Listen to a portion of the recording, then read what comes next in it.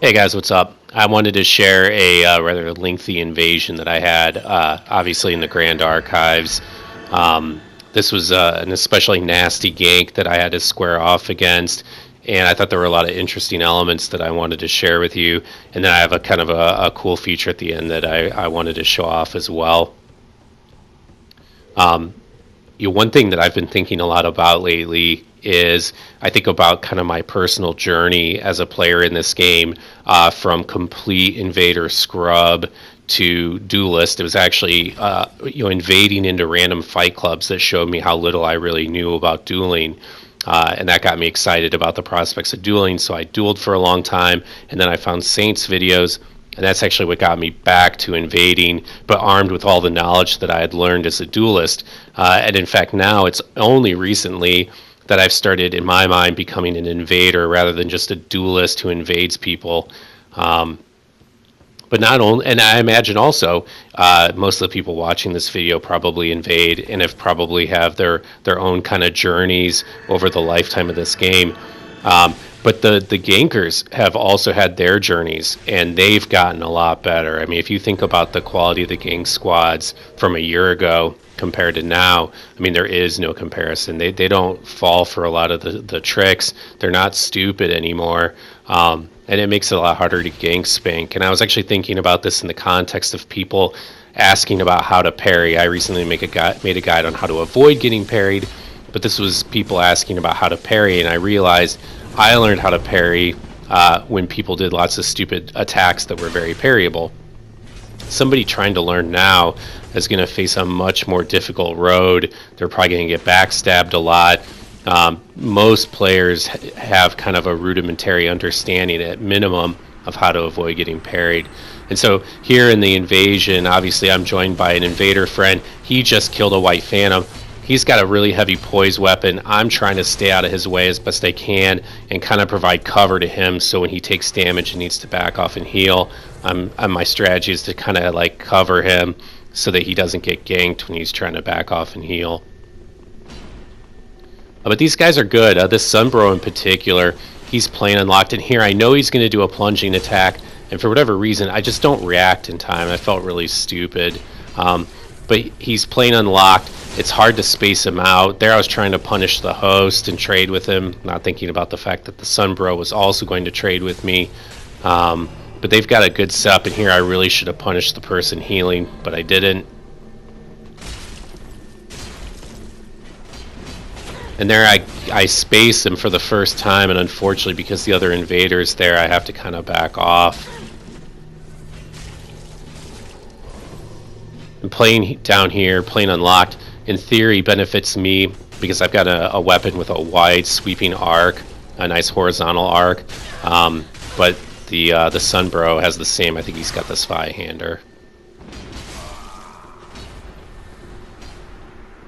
Now, unfortunately, my invader buddy has died, and there is no way in hell I'm going to be able to tow it with these guys, so I've got to retreat. What's kind of interesting is they choose not to press their attack, and by not pressing their attack, they've almost guaranteed that I'm going to wait for another invader to arrive, which tells you something about this area, the PvE here, and how dangerous it can really be. And I was reminded of this yesterday.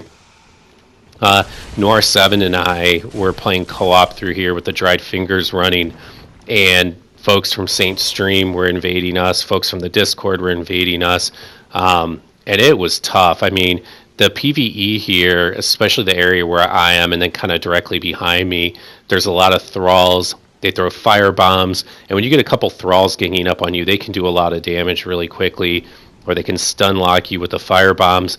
But I met my demise a number of times, and this area was probably the area that was second most responsible for me dying. I mean, the invaders were really good, and ultimately they were the cause, but the PvE helped. The only area that was more deadly was the area leading up to the Twin Princes. I mean, the PvE there is challenging even without invaders in your world, but with Noir and I facing off against two invaders and all the PvE, it was just too much. In fact, Saint and Pincognito invaded me. They killed Noir, And so I was faced with the daunting prospect of trying to beat Saint, Pincognito, and the PvE all by myself. Any one of those would have been a challenge, but all three together was just way too much. And obviously I didn't see it from Saint's perspective. I saw it from mine, but later I went back and watched the video from his stream, and man, I look like a noob. I was getting roll caught, I was panic rolling, I got backstabbed. That was a really nice delayed R1 there by that Sunbro. It was really impressive. But unfortunately he gets greedy and goes for the fourth one.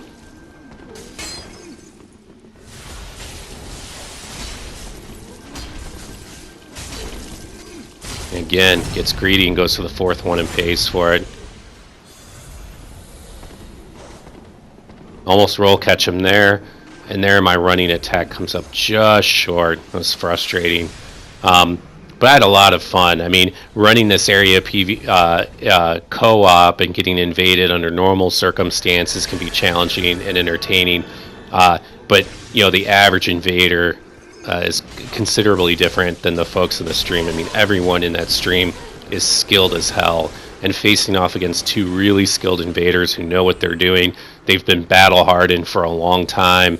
I don't know, it just gave me a whole new respect for what invaders do.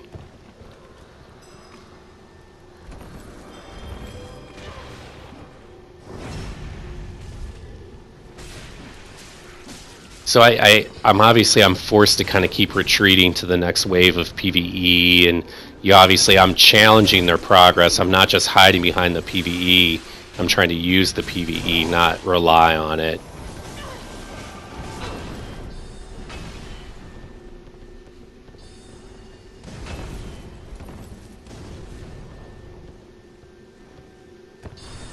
And this location right here, this is a fantastic location. I've used it numerous times myself as an invader. I had the first experience actually of having it used against me. And it is tough to come after an invader who's up here. Because you don't want to get waxed, because if you get waxed, you're stuck and you're really screwed. And then these thralls are throwing fire bombs. It's really, really dangerous. And normally with 3 people throwing fire bombs at me, I would have to stop throwing them to avoid getting hit. But because I have the high ground, it's really hard for them to hit me with a fire bomb where I can just kind of rain hell down on them. But I'm kind of getting to the end of my Estus here, and I'm worried that if I don't get some help here pretty soon, these guys are going to beat me. And in comes the cavalry.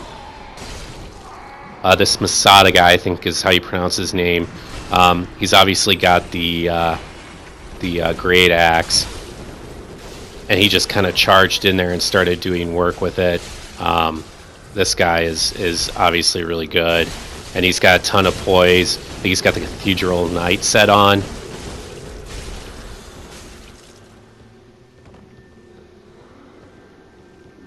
And here I get some alone time with the Sunbro.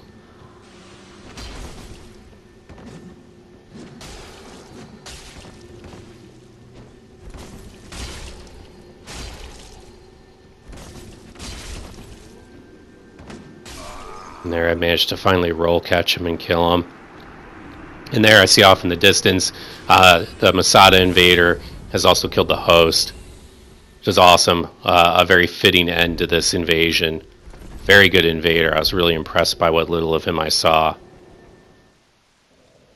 So literally immediately after that invasion, as I spawn back in my world, I see that I'm about to be invaded. So I start making preparations. And as soon as the invasion starts, I see it's Masuda, not Masada. I see Masuda's coming in. So I'm actually kind of excited to get a chance to fight him, but I see he's got the great axe and he's not swapping it out. So at this point I'm thinking he's probably going to be an easy victory, not because of his skill or mine, just because of the weapon matchup. And you can see his strategy is just to kind of charge in and try to bully you. And the damage, man, it's outrageous. And because of how much poise he has and how slow my weapon is, I have to be really careful because he can start swinging probably, maybe on reaction and interrupt me, but at the very least, probably get before I start in my hyper armor, and I'm going to lose those trades very miserably. So the key here is just not panic roll and try to find my openings with the running R1s.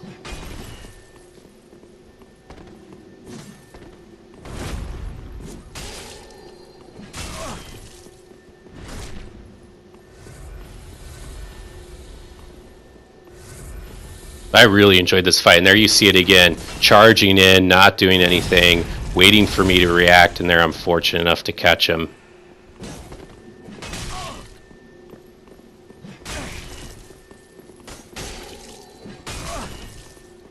There he makes the mistake of going for the second R1. Well, thanks for watching, guys. I hope you enjoyed watching this as much as I enjoyed making it. Take care now.